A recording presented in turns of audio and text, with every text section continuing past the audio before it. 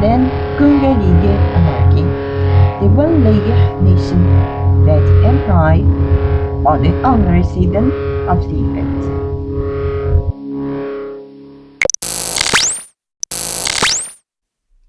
What happens when life strips you down to the studs twice? And what does it take to rebuild not just your business, but your sense of purpose?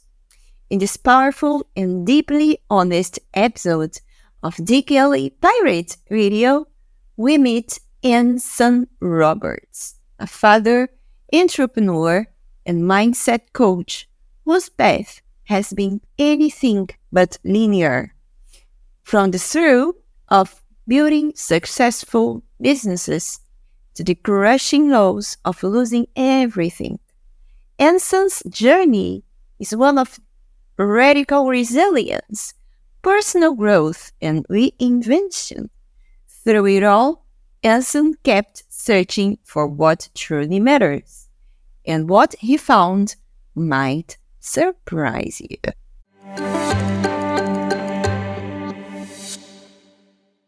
They are here today. We are with Anson Roberts. Anson, please introduce yourself. Yeah, absolutely. Thanks for having me.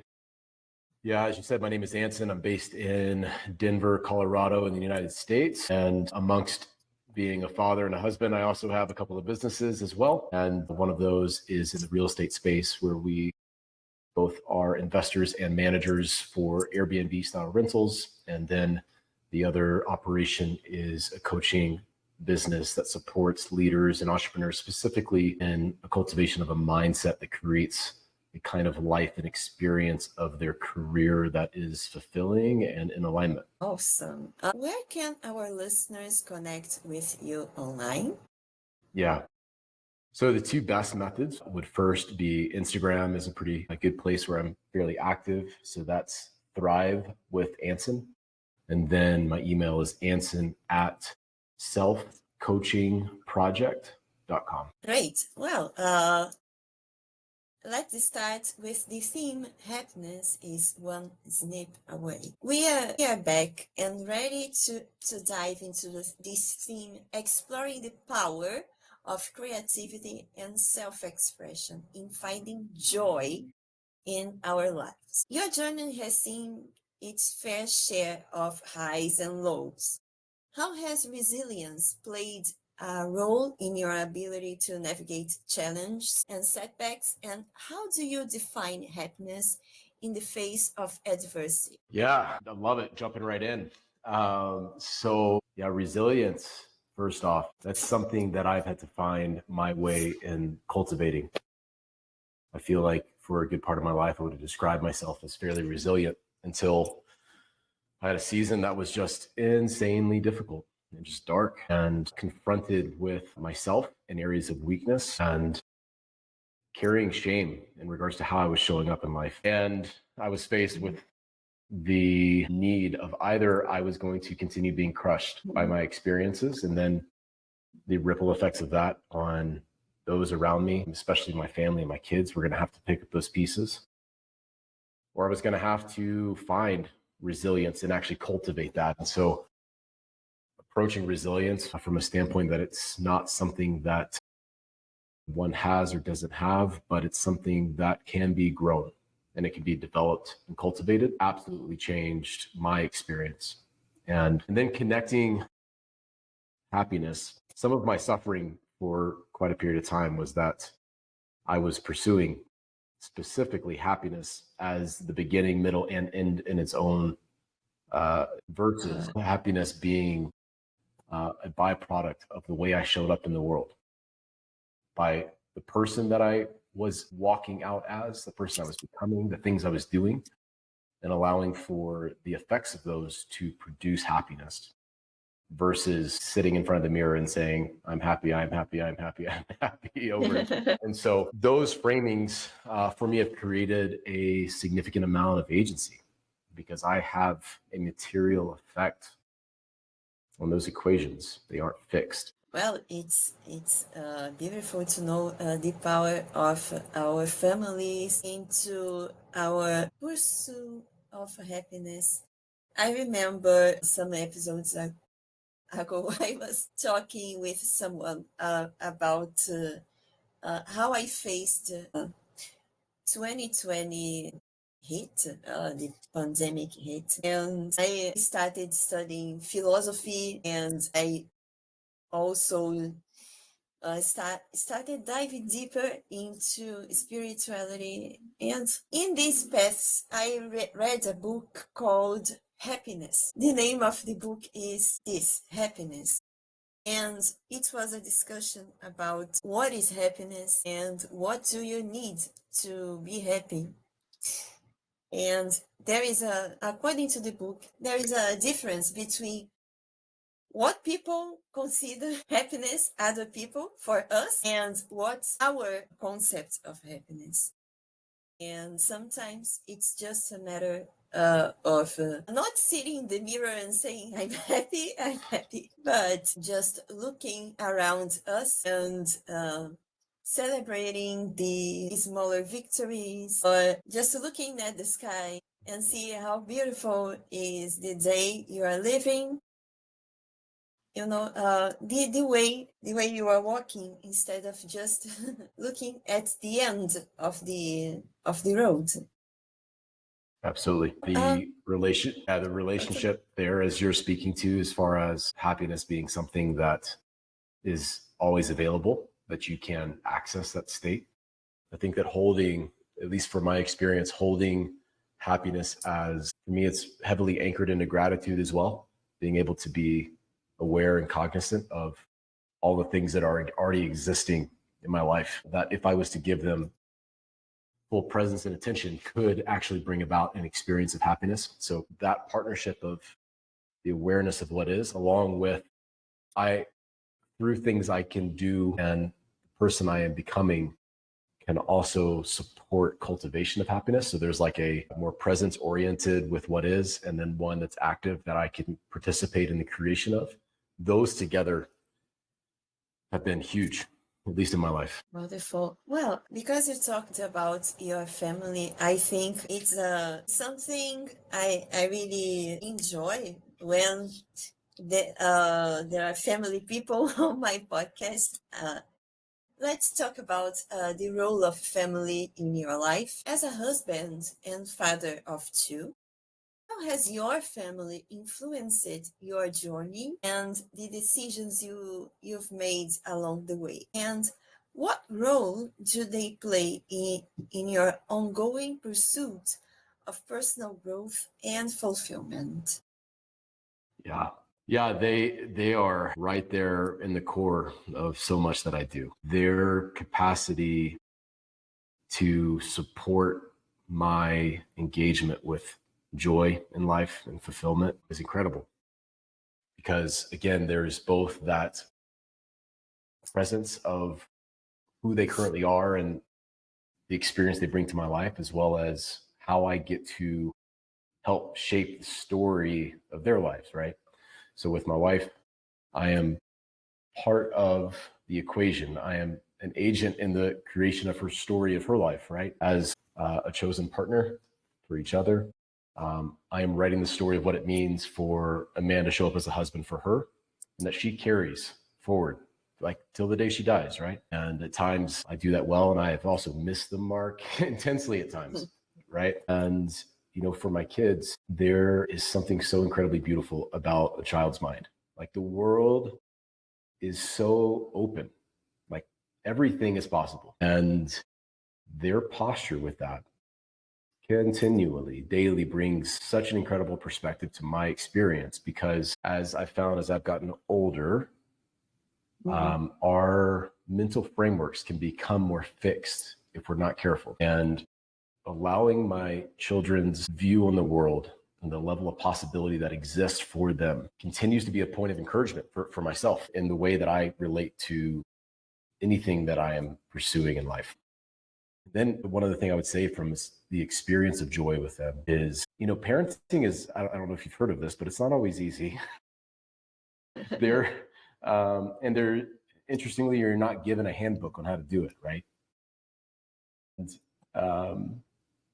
And so we can be susceptible as human beings to a state of survival at moments where we feel like we're just getting through the day, or we're getting home, it's time for dinner, let's do the bedtime routine, let's get to bed, okay, next day, rinse and repeat. And I realized that I was getting sucked into that framing a couple of years ago. And I had the conscious thought of like, I desire for even something like just the component of our bedtime routine. This could be one of the highlights of my day that I look forward to every single day, if I choose it. It doesn't always default to there, because sometimes they don't want to go to bed. Sometimes they don't eat their dinner and they want to eat an hour and a half later. Like, all the things happen. Choosing to actually approach that area of engagement with bedtime as one of the gifts that I get as a father, and then a gift I get to give to my kids, is something that is an important and meaningful part of their experience, radically shifted things. So now I will intentionally reflect on that on my drive home of, man, I get to do X. We get to read the next chapter in this book. Oh my gosh, I get to wrestle with my kids. It's going to be so fun. And preparing my own mind and heart for that, so that when I show up, I am priming the pump for an experience of joy and fulfillment with them. And yeah, it's extraordinary to be able to engage in a deep way with them. Well, it's really encouraging to me. I'm still single in the dating game, and I really notice some people are afraid to start a family life or have a long-term commitment. Yeah. Because I don't know, they always show the lows of a family life, but very few people encouraged me when I was a bit younger to see the highs of family life. It was always, oh, you are a smart woman, you like to study, so study well and own the world before thinking about having a family. And I don't know, I think I lost many years in life just trying to be someone society wanted, and forgetting to know what the other side thinks about it, and the bright side of a family, and taking these responsibilities. Yeah. I mean, reality is what we make it, right? Like, the world as we see it, in my understanding, is a construction of the frames that we have in our minds and our hearts, and the way that we define what participation in any of those areas means and looks like. And so I've found it to be true on practically every level, that you can find evidence for anything that you want. You can find stories and experiences to back up any narrative. And so if one wants to look for reasons to be cynical about committed partnerships and relationships, or cynical about the journey of being a parent, and that could be how difficult it is, how ill-equipped one is, that could be what kind of world am I bringing kids into? Like, you can find evidence for all of those stories, but you can also find evidence of compelling pictures of relationships that make you go, okay, if it could look like that, I'm in. Or if that's what it looks like to be a parent, like, I'm all about it. And so our active engagement in what evidence we value, what we anchor around, frames our understanding of life, and is going to subsequently influence the decisions that we make. If parenting just seems like a bag of weighty responsibility, and it's fraught with troubles, and the likelihood of success, meaning a healthy family with kids that stay connected to their parents and step into the world as members of society who bring value, if that seems like an impossibility, of course, why would one want to become a parent? But that's not the only option, right? Well, let's talk a little about the role of gratitude. Yeah. How do you incorporate gratitude into your daily life as a means of enhancing happiness and overall well-being? And are there specific practices or rituals you found helpful in fostering mindsets of appreciation, contentment? Yeah. So as I alluded to earlier, a couple of years ago, I was navigating an intensely dark season of depression. Like I was out of the game of life entirely. And I was spending days and weeks of literally not coming out of a dark room in my basement while my wife tried to carry the home in the family. And it was not a pretty picture for the understanding of who Anson is. And I remember I was at a park here in Colorado going for a walk. And I remember reflecting on the fact and the understanding that so many speak about how critical gratitude is to living a life that is full of fulfillment and joy and purpose, and thinking, I want to feel grateful. I want to, but I don't. Like I flat out do not feel grateful. And so how do I do gratitude whenever it doesn't seem present? Is it, again, like the whole staring into the mirror saying, I'm happy, I'm happy? I remember thinking, do I just say over and over, I'm grateful, I'm grateful, I'm grateful, and does it magically appear one day? And I, at that time, did not know what the answer was, but I came to a place of saying, what I can do is block 10 minutes each day to come to this park and to remind myself of the things that on paper I should be grateful for, that I don't feel at the moment. And even specifically starting with some of the small things, not some crazy endeavor in business or something else that's grandiose in nature, but rather getting in the weeds of, I am grateful for the sunshine on my face. I can feel that. Like that feels nice. I'm grateful that I get to experience that. Like hearing my daughter's laugh last night when we were wrestling and tickling her, and like that was sweet. Okay, I think I can explore gratitude there. And I did that practice every single day, in the midst of feeling like I was quite hopeless at that stage. There was not much in life that I was looking forward to or feeling hopeful about. Mm-hmm. But through engaging with that daily, I found myself several months later walking in the same park, and I then caught myself in an experience that had kind of snuck up on me. As I was walking under these trees and I was looking up, and I was feeling overwhelming gratitude, specifically for how the light was shining through the leaves. And I just thought it was beautiful. And I was like, wow, the thing I didn't know how to access is now happening on its own. And so it came to show me that relationship and that dance of the active participation, even whenever we don't feel the things, still doing them.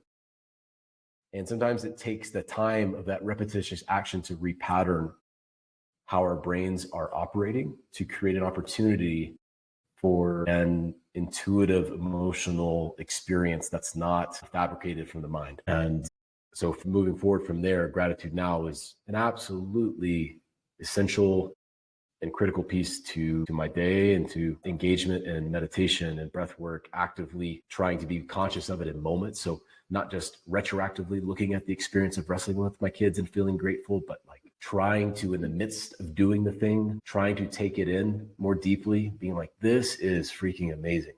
I get to do this right now. Holy crap. This is, I'm so grateful I get to do this in this moment. And so that feels like an evolution in that process, is being able to experience gratitude in presence and not just in looking in the rearview mirror. Well, it's a great piece of advice, breath work and meditation about some things we are grateful for each day.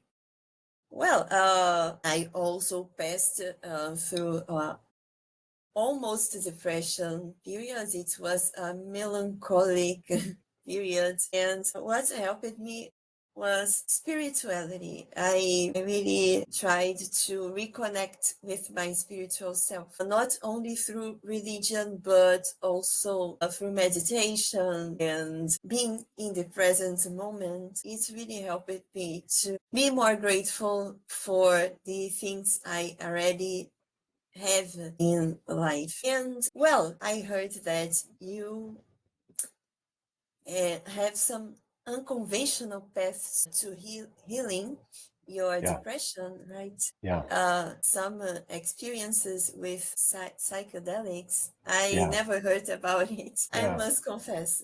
Can you elaborate more for Yeah, us? absolutely. Yeah, my journey with that began, I don't know, 5 years ago or so. And I was in a season with a business that I had been running and I had founded a number of years prior. And I, at that time, described myself as something less than human, is the way I felt.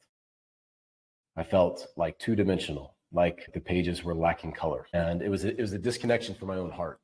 Like I was out of a protective measure going back to childhood. It felt safer for me to process my world and my life from my mind and not as much from my heart and my body. And I took part in a guided community kind of ceremonial experience with some psychedelic medicines. And it was terrifying to me initially because, for context, psychedelics are going to be substances that are activating areas of the brain that elicit non-ordinary states of consciousness. And so it's not just like seeing visuals of crazy stuff. Many of them are about actually connecting you to experiences within your own self, within your own heart and soul that are potentially outside of your normal experience. And it terrified me. And frankly, my wife was terrified initially as well, because she, understandably, the fear was there of, am I going to lose my husband? Is he going to lose his mind in the midst of this? And that unfolding experience through that specific, what we would call in the psychedelic world, a journey, as well as the many others that have come after it, have reconnected me to aspects of myself that seemed to have been lost at many years prior, at potentially younger ages, and reopened me to my participation in the spiritual experience of life, as well as the connection between my heart, mind, body, and spirit, and being able to actually be present with and actively engage with all those things. And now that journey through psychedelics has become part of mine and my wife's story, us participating. Sometimes we have the image of psychedelics being like a party drug. You're going to some concert, and that has not been a part of my experience. All of mine have been inside of a frame of deep intentionality, typically either guided or self-guided. And an analogy that was incredibly helpful for me is, if you can imagine a mountainside that is covered in snow, and a handful of skiers go down one path, and that path continually becomes compacted. The snow becomes more dense in that area. And that's where, if you don't choose a different path, like, your skis are going to follow the path of least resistance. And our brain operates in a very similar way. Like, we create neural pathways, and the brain is going to take also the path of least resistance and go down the previously paths that have already been taken. And so that's why we can continue doing the same things, wanting different results, and yet it seems like we're replaying the same story over and over. And the powerful thing about psychedelic space is that the data even shows that there's new neural pathways that can be created. It's like a fresh coating of snow on the ground, and allows for you to create new experiences inside of your own mind that then translates to new experiences in the world. And so, for a period of time, the engagement there was about a deep dive into healing areas that I had tried to suppress for years, and spending many, many, many hours in that. Now the engagement is more creative in nature. Whenever I go into those spaces, there's an energy of, what could I create if my mind was truly open to all possibilities? What does my heart want to bring into view that can then take shape in the world? What blind spots do I have that I can cultivate and bring a greater expression of me to my family, my community, my businesses? So yeah, that's a high level overview. Happy to dive deeper if there's any specific questions as well. It was really interesting. I never heard about it. Well, but do you do any kind of therapy, like traditional medicine and psychology, apart with these treatments? And Yeah. it's alternative Yeah. experience. Yeah. And within certain cultures, it is not normative at all. And then there are certain cultures where it's deeply ingrained inside of what is normal for them and held for generations, right? So there can be a lot of power in engaging in traditions that have held that practice for many years. And so some of my participation in that has been with some indigenous people groups from Mexico and Brazil and the United States, Native American tribes that have held some of these for hundreds, if not thousands of years. And one thing I do want to make a point to say is that you have to be aware of the legal parameters where you're at. So that's something to be conscious of if there is curiosity from anyone listening. And then there are risks associated with it because you are opening deep layers of who you are. Like opening the closets to the things you've stuffed in there since you were a child. And so there are risks from that standpoint if one is not well equipped to navigate, as well as other psychiatric related components if someone is already dealing with any kind of dissociative or schizophrenic kind of related experiences. There needs to be caution, if not entire avoidance there. So I want to say that just as a framing that there are risks associated with it, even if there's a lot of beauty too. Now, to your question, as far as accompanying therapies and support, currently I work with a personal therapist. At seasons I've done that because my life felt like it was falling apart. And now it's more so an engagement because there's areas that I want to grow where I see there's some skill lacking, and I would like some skillful support in growing something there. And then there's also experiences I've had within the psychedelic space of an individual who is professionally trained, helping facilitate dialogue and conversations leading up to the actual psychedelic experience. So asking questions and preparing you for going into that experience well equipped and empowered, as well as integration related conversations after. So you have this crazy experience that drops you into areas of awareness that you've never had. So what do you do with that? Okay, you have all this new information. You see all the things. Now what? Because the hope and the intention, at least from my perspective, is not to go in there to just see something crazy, but that it has a material effect on the way that I live. And so having support on the other side can be incredibly useful. Well, again, it's really interesting. And according to what you said, we must start this journey responsibly. That's a great advice, especially because I heard a case of, I don't remember when it happened, but about a person with schizophrenia who started treating himself with psychedelic tea in a group, and he killed his own father. So it was really intense. Yeah. Impactful case. So it's really important to tell the risks. Well, let's talk about trimming away limiting beliefs. In your work as an entrepreneurial mindset and success coach, how do you help individuals identify and overcome limiting beliefs that may be blocking their path to happiness and fulfillment? And can you share any strategy and technique you find particularly effective? Absolutely. Yeah, limiting beliefs are one of the absolute core constraints on our lives. And this is another way to frame it is it's the stories that are running below the conscious mind. And so if you think about like a computer where, you sit down and you type on it and it seems that magically words appear on the screen, you create code that builds a website. There's underlying systems and softwares that are creating the opportunity for that. And if those systems were coded differently, it would actually create different opportunities, potentially either more expansive or more limited in their nature.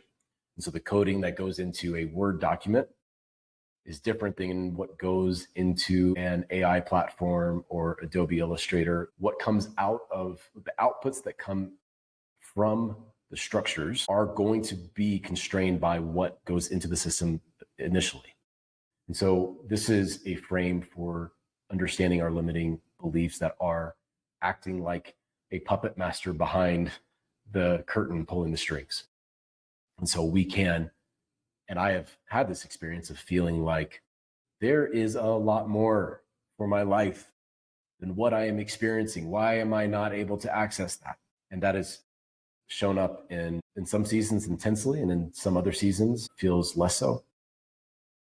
But an absolutely necessary step in that process is like getting into the gears and understanding what is informing our frame of reality. And a lot of times that goes all the way back to childhood. You know, growing up, part of my experience was that there wasn't a lot of extra. Like we were just making it at times. And there was a level of scarcity in my experience as a child. And that framing of the world that there's not enough, that you have to fight to just make it by, still has effects on the way I show up in the world today. And I'm actively looking and approaching to continually repattern and to reform new belief structures around there. But those systems are operating below the surface and directly impacting the way I approach business on any front, the way I approach my finances, because those systems go back to me as a kid. And so I have to go back and actually get curious about those experiences at a young age, and then consider what would a more compelling aligned story be now?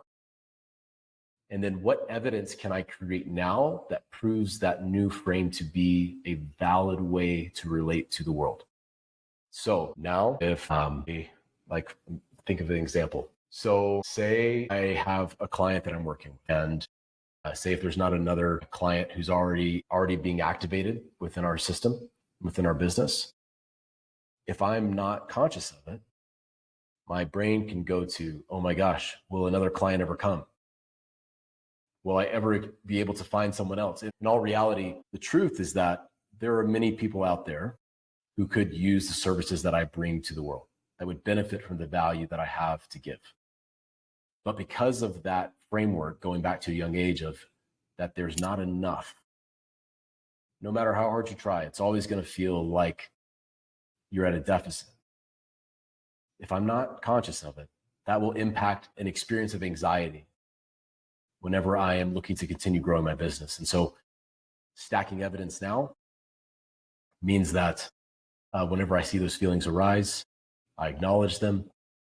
Sometimes I'm sitting in meditation or breath work, reminding myself of what story I know is in greater alignment with the way I want to live, and then taking action to create evidence that supports the solidifying of that narrative as the one that I orient from. And this is the challenge I face through my therapy and all this process. Cut the external noise and do the mind programming meditation helps me silencing them. And well, they talk about limiting beliefs too. We must investigate which our beliefs since we were children, and it helped me a lot. I still do it, so it has helped me a lot. I love to hear that. And I've also found it critically important to reserve the judgment that I want to place on myself for the limiting beliefs that I have. At times I've felt discouraged and even angry that I seem to orient so much at previous times from a limited perspective, and feeling frustrated that that is how I am operating, the way I'm orienting in my experience. And it's been supportive for me to reflect on the fact that those limiting beliefs likely were an understandable response to some circumstance. Like you did not consciously choose to have a mental frame that is less than ideal, right? So the limiting beliefs that I have around scarcity and abundance go back to an understandable experience as a child. Like my system was trying to make sure I survived, right? It was not trying to harm me, but being able to have a level of grace for myself and understanding of like, okay, it makes sense why you would have felt that way and why that persists. And then I can ask, does that still serve me? Or am I at a stage where a different relationship to reality could actually be of greater service. And so that kind of empathy with oneself is really powerful whenever we are looking to unwind limiting belief structures. Great. Well, now I want to know, what does your morning routine look like, and how does it motivate you for the day? How do you show up yourself every day? Yeah. My morning routine quite literally saved my life. And as I mentioned before, that season of depression that I navigated, I felt incapable of doing much of anything. And my starting point of finding my way through that and through to the other side began with, I don't know if I can do everything I need to in my life, but what I can do is I can set an alarm and I can get up out of bed when I say I'm going to. And so my morning routine frame began at that point of simply getting out of bed. And that's where I had to start. I had to let go of some grandiose, compelling vision of 25 things that are super sexy and sound like some incredible entrepreneur who's tackling life head on. And so from there, I was able to build in additional components and explore and test and experiment. And I think that's a super important aspect to the exploration of morning routines is experimentation, and that what works for one person does not work for another. And that's not a problem. That's part of the beauty of our uniqueness as human beings. And so I have a routine now that is supportive to me, but I'm also constantly iterating and being curious if I need to drop something or bring something in. So practically, I get up pretty early. So I have found that my morning hours are some of my most creative and just powerful periods of the day. And so I get up about 4 or 4:30, and that took a while for me to work there. I started getting up at 7:30, and I kept pushing it back and getting to bed earlier. I didn't start at that time. And then I've found it helpful to hydrate right away. So I'll have a salt and lemon water that I'll make each morning. It just helps replenish electrolytes and hydrate. And I have a cold tank, so I'll do a cold water plunge each morning. Helps to reset my nervous system and to drop me into presence in the morning. It's arguably is more powerful than any cup of coffee that you'll have. One of the things that I've done for a while is I recognize that I had built this pattern of whenever I woke up, before my eyes even opened, I had years where crushing anxiety would hit me before I had a chance to even set a tone or a direction for where my day was going to go. So I would be laying in bed, kind of waking up, being just flooded with remembering where I failed, what all I have to do, how I'm not going to be able to do it. Those are the stories that were operating for me. And so a step that I took there was recognizing I have to write a new story here. I have to change what the script is. And so I would queue up a talk or a compilation of motivational related content the night before. And the moment I woke up, headphones would go in and I would press play. And I was using that to actually rewrite the script that was the default for how I woke up to a new day. So yeah, those elements move my body in some small way. I don't generally work out in the morning, but even light stretching or something just to get blood moving.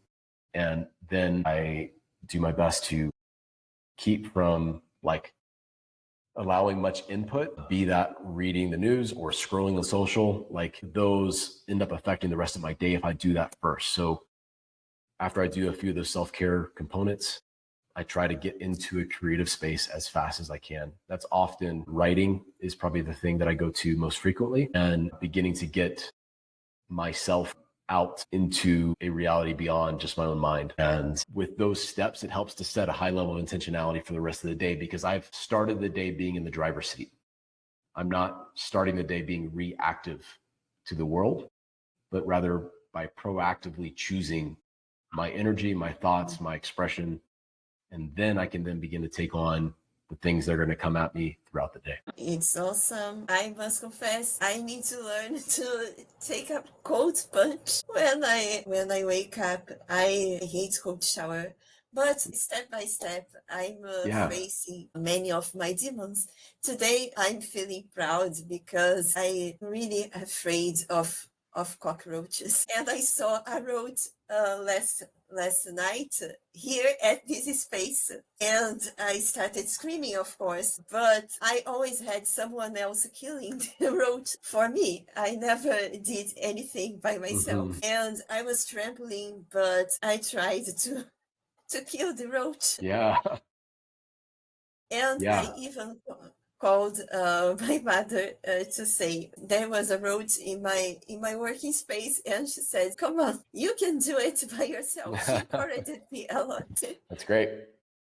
I was sweating and Yeah, trembling, but here I am. totally.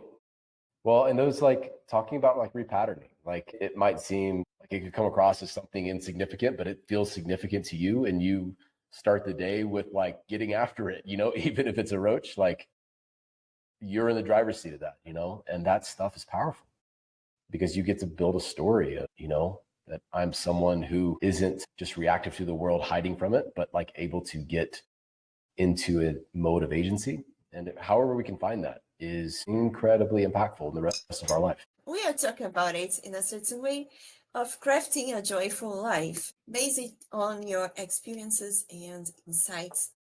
What advice would you offer to those seeking to create a life filled with happiness and purpose? And how can individuals identify and pursue the things that truly bring them joy, even amidst life inevitable challenges? I think that much of that experience starts internally, like how you are able to be with yourself when no one else is around. A while back, noticed that I did not even want to look at myself in the mirror.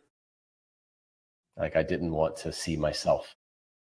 And that's tough to actually find joy in other things whenever I couldn't actually be present with my own being. And so being able to be with oneself and to accept, embrace, and celebrate oneself is huge. And then right along with that is giving yourself reasons to actually celebrate yourself, to be proud. Like as I spoke earlier about my engagement with my kids around bedtime. That used to be a point of shame because I felt bad about how I was showing up as a father. But now it's a point of pride, right? And that just took stacking evidence there. And now it's a point of joy and a fulfillment. I know that I am creating something beautiful for my kids. Like as the act of writing, it's a practice for me that I get to demonstrate that I am the kind of man that shows up for himself, that has the courage to look at himself and to have the discipline to do an action like writing. And then there's the value that brings to others as it helps to distill my own thoughts and clarify them. And then hopefully that can be supported to others. And so those little actions, finding the things in your day and starting from any point that one needs to, that could be that one feels guilt that they're not returning their phone call from a loved one, or the way that they spoke harshly to a coworker, or the fact that they know they need to take care of their body, but they're like not doing things that support their own fitness or diet or whatever it is. And so by actually beginning to do those things and then reflecting on them and being able to say, I am a person that does this, and this is evidence that I am fill in the blank. I am someone who takes responsibility. I'm one that serves others. I'm one that creates value in the world. Like stacking that evidence and then reflecting on it, that kind of joy has more substance and weight to it than most other things. So I guess in summary, it's pursuing the ability to be with oneself and then stacking the evidence of a life that is engaging with everything that's on one's plate that feels important, reflecting on those things and crafting a story of oneself that one's proud of. It's hard to find joy if you're not proud of yourself. Well, let's talk about trimming the excess. As you empower others through coaching, how do you help individuals declutter their lives and prioritize what truly brings them happiness and fulfillment? Are there any specific exercises or practices you recommend for cultivating a more intentional and joyful way of living? Before you answer, I must say some years ago I heard about minimalism, and when I heard the word declutter and trim the excess, it really reminds me my journey through minimalism. I don't consider myself minimalist at all, but well, I was a shopaholic when I was younger, and understand our relationship with things really helped me to be more conscious before buying stuff, before cluttering my house with things I wouldn't use for a long term, and even relationship with people. It really helped me to live a meaningful life. Well, now let's talk about depression. How do you think about decluttering lives and prioritizing what brings happiness? Yeah. The cultivation of one's ability to be conscious and aware is a necessary aspect and probably first step to this. We have to be able to actually see ourselves and to have an understanding of what is most important to us before we take any other steps. Because otherwise we're just arbitrarily cutting things out, thinking that just the actions in them of their own is going to fix something. But they may or may not be in alignment with what's most important to us.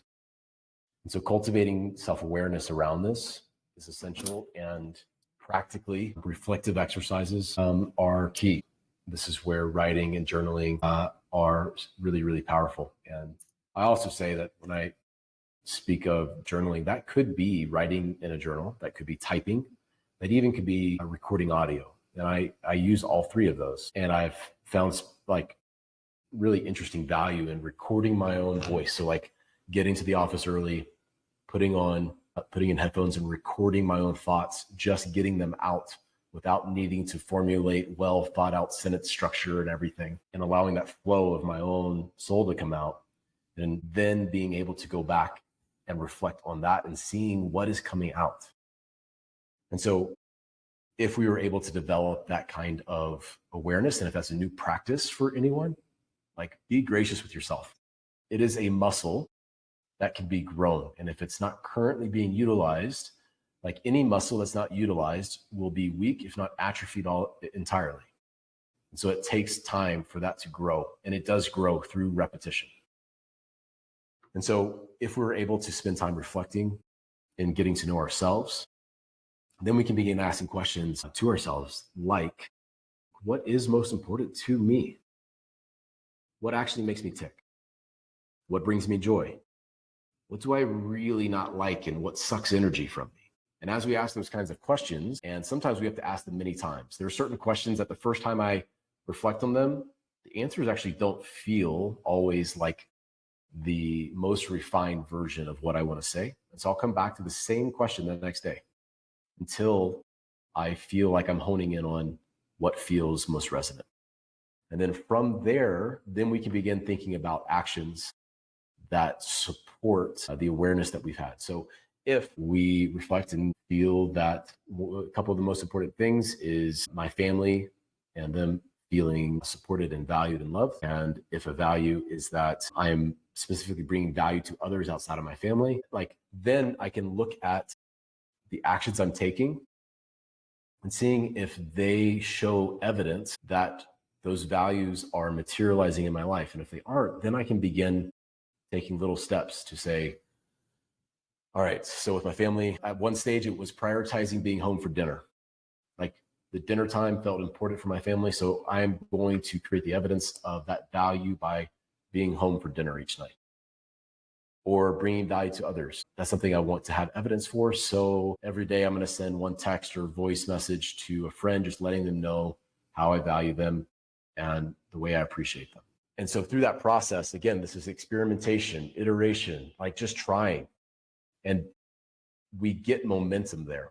And then the clarity happens. But we cannot expect to feel clear on that coming out of the gate if it's a new experience or a new approach for us. And so, yeah, that awareness, clarifying process that comes through it, and then taking action that creates evidence for the things that are important. And as we do that, I guess coming back to the idea of minimizing or reducing the amount of clutter in our world, if we are focusing on the things that are most important, it's less about not doing things and more so the things that are important to us start to take up more space.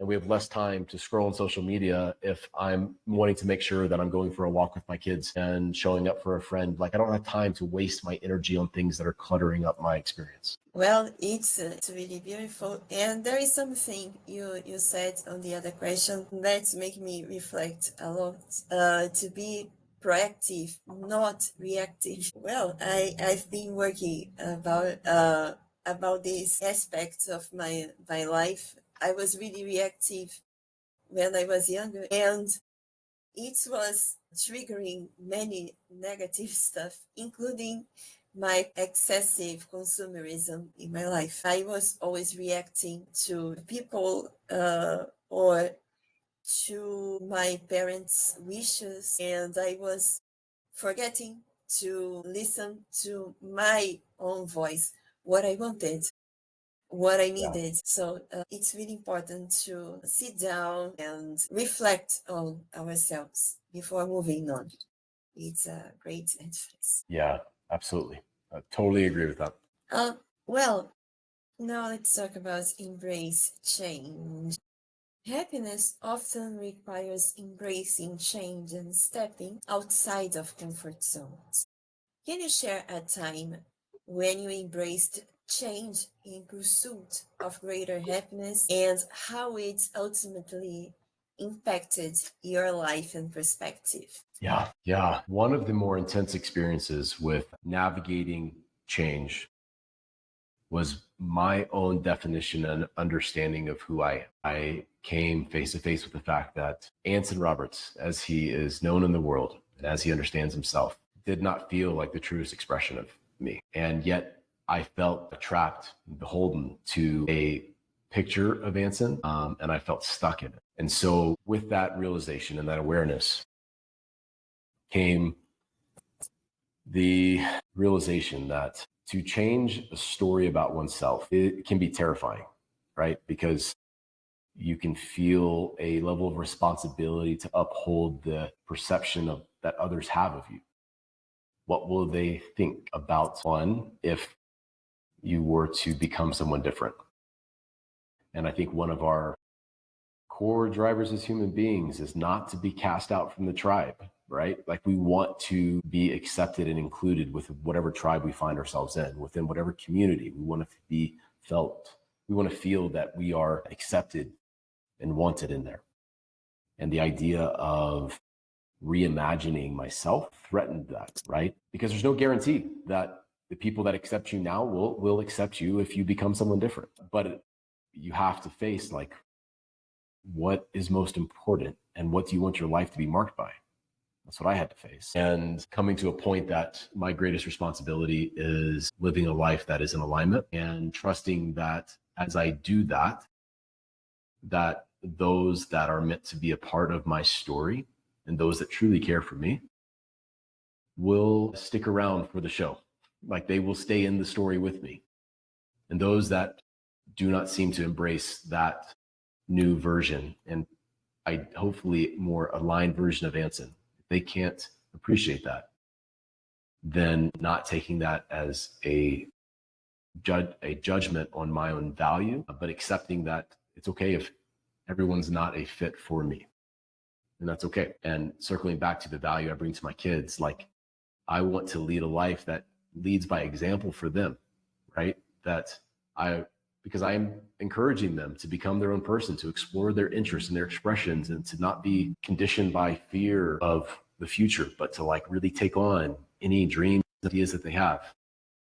Well, I need to do it as well. And so that's probably been one of the more intense areas of change that I've had to navigate, is around my own identity. I think it passes through authenticity. From what we are talking during this time I really see how authenticity plays an important role in our lives. And well, I must say, I made a professional transition before being an artist and graphic designer.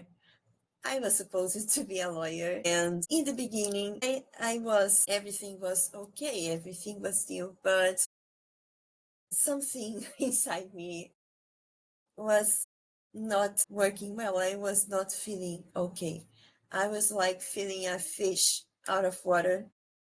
I wanted to be creative. I've always been a creative person, and it was not only relieving but fulfilling to live of creativity. It's not easy, I must say, but it's really fulfilling to do not only what I love, but show the professionally significant part of me. Because, like I said, I've always been creative.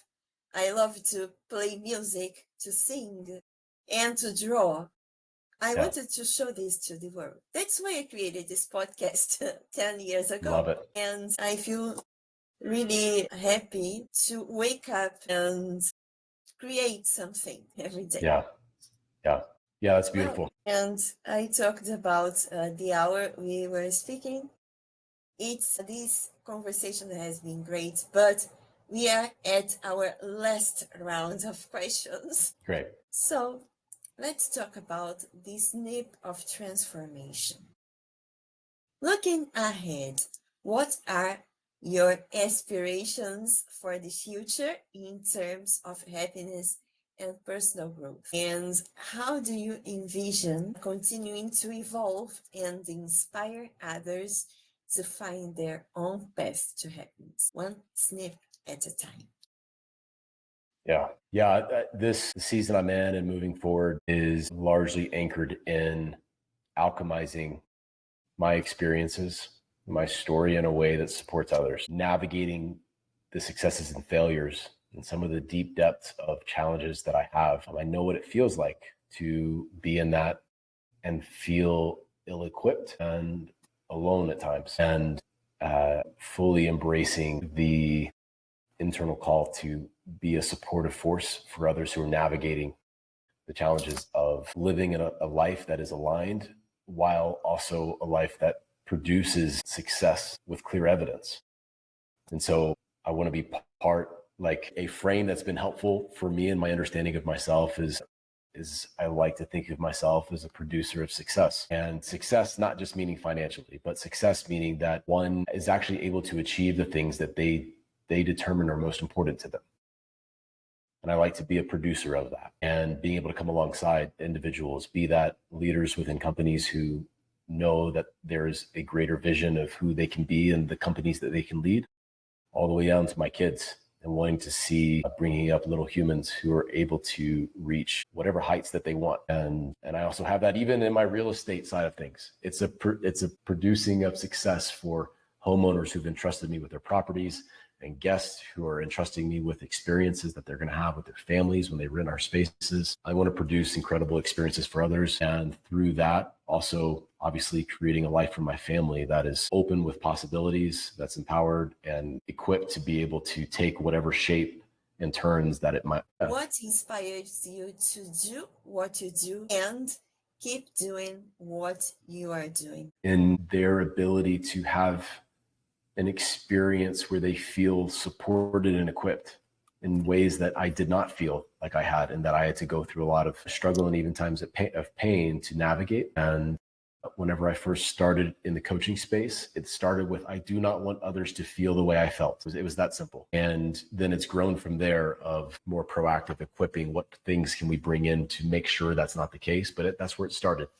So I don't want others to feel the way I felt, because I know how intense that can be. Wonderful. And about creating a life of purpose through your experiences and evolution, we heard a lot in this hour. What does living a life of purpose mean to you? Yeah, this comes back to living in alignment with one's soul and what they come to see is imprinted on them at a deep level. I wholeheartedly believe that each of us, even more unique than a fingerprint, have something specific and unique to bring to the world.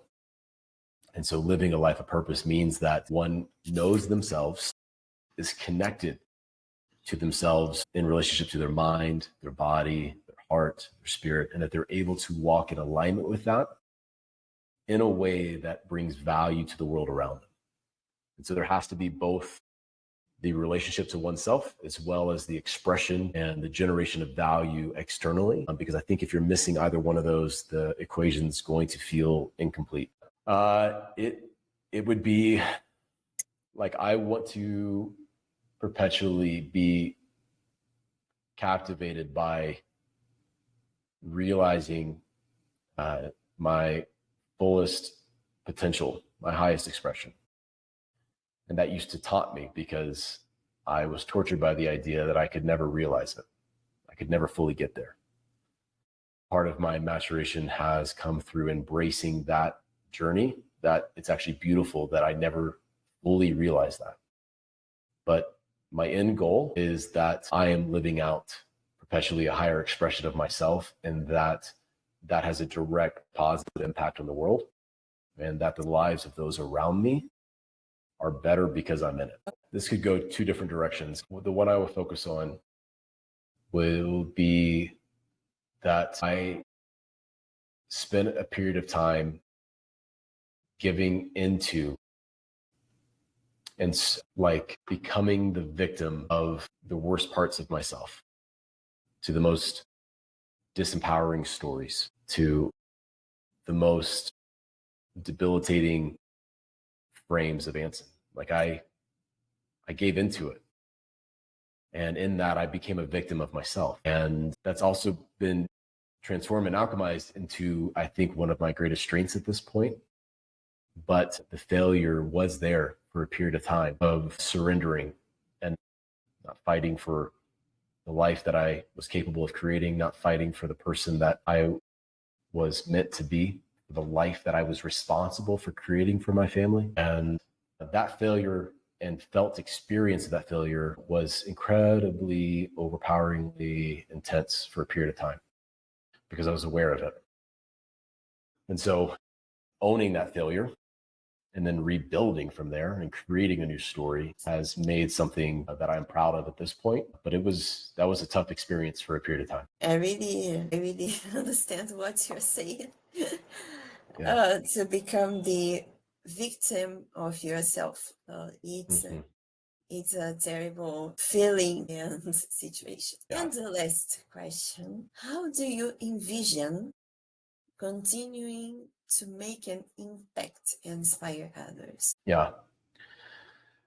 With running the risk of sounding like a broken record, I necessarily have to begin with the continued ownership of my own growth and development. Like, that's where it starts. It doesn't start outside of me. It has to start with the way I show up every morning and the way I care for my own health and well-being and growth. And so it starts there, because you can't draw water from an empty well, you know? And so it starts there. And then the second element is the cultivation of creative value generation. Like, I want to be someone who is actively involved in the creation of successful stories in people's lives. And so that looks like increased emphasis on the coaching front, and the supporting specifically of leaders and entrepreneurs who want to live in a purposeful and aligned way, and the cultivation of their mental frameworks and their understandings of themselves that empower that. And so that the vision of seeing thousands of leaders and entrepreneurs supported into stepping into a life that is compelling and that they're proud of and that feels aligned, that's the aim. Wonderful. Well, and before we pass to the bonus question, I must say, in this season, we are bringing a creative component, and I think you already did it by sharing your life stories and great pieces of advice. Inspire others is an art too. I think every artist wants to inspire others. In each field of art, and create successful story from another person is a kind of art. We we must help the other find the ways of reaching their fullest expression, and from this point see the bright side of life and create a successful story. So now the bonus question is, DKLA's doors are always open to you. Would you come back if you could?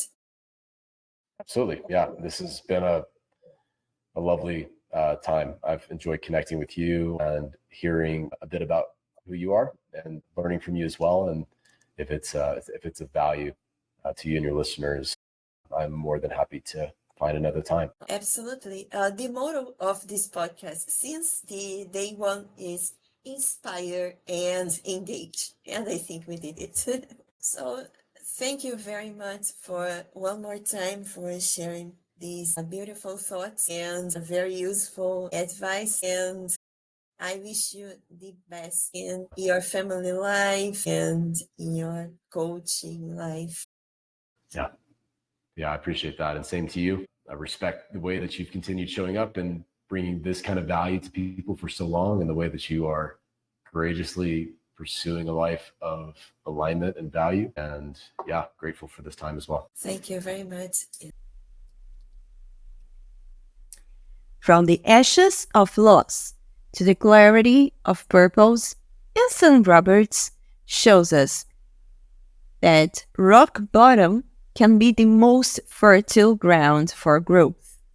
If this episode resonated with you, consider sharing it with someone who is rebuilding, dreaming, or stuck at a crossroads.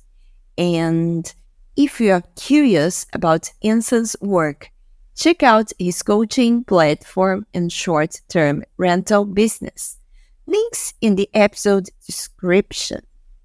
Stay bold, stay grounded, and remember, the snip you are afraid of might just set you free. Catch more conversation like this on Dickily Pirate Radio, where we explore the creative edges of entrepreneurship, solitude, and the self. Did you like what you listened? Don't forget to rate us 5 stars. Like, share, and subscribe. See you, Lucky Man!